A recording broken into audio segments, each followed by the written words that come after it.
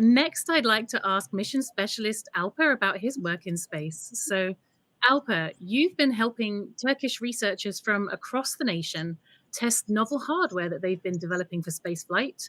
I know you've been looking at the effects of spaceflight on both plants and humans, and you've been taking part in lots of educational and outreach projects for school children across Turkey. Can you tell me anything else about the projects you've been undertaking for Turkey and why the whole of the nation is so excited about your mission? Great to hear from you, Dr. Love. Thank you so much. You already summarized it pretty well. It's a pretty important mission for us as it was decided on our centennial anniversary uh, in a in a field like space where we have been away for so long. Even though we have been so far away from this field, especially for the manned space flight, we have been pretty motivated and determined to carry out and run as fast as possible in order to catch up with what we have lost so far. So, up until now, we have already collected like 13 different fields of experiments from different fields of disciplines in science and research. Just to summarize a couple of them, as I said, even though we have never been into the manned space flight so far, we are still so determined to be able to contribute however we can.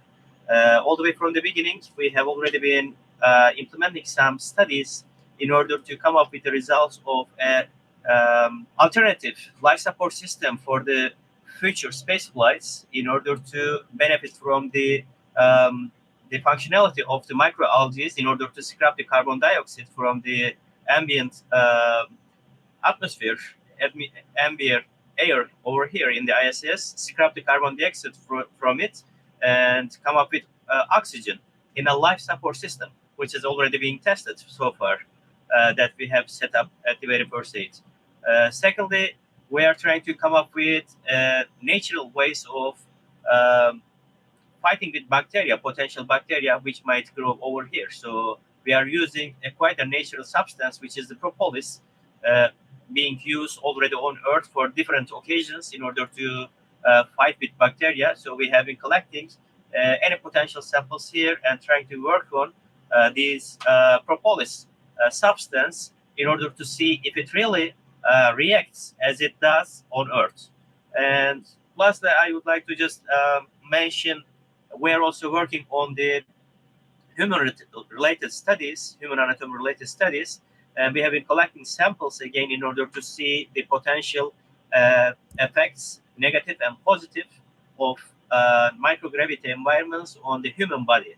So we're pretty determined in contributing several fields of space-related research and also really motivational wise, our young generations are so excited. I have been trying to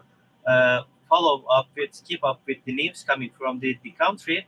I mean, the whole country, 5 million people were almost awake, trying to watch and follow uh, the whole launch and the mission, as well as our experiments going on here. So there's a really big amount of population coming up and can't wait for the future space missions.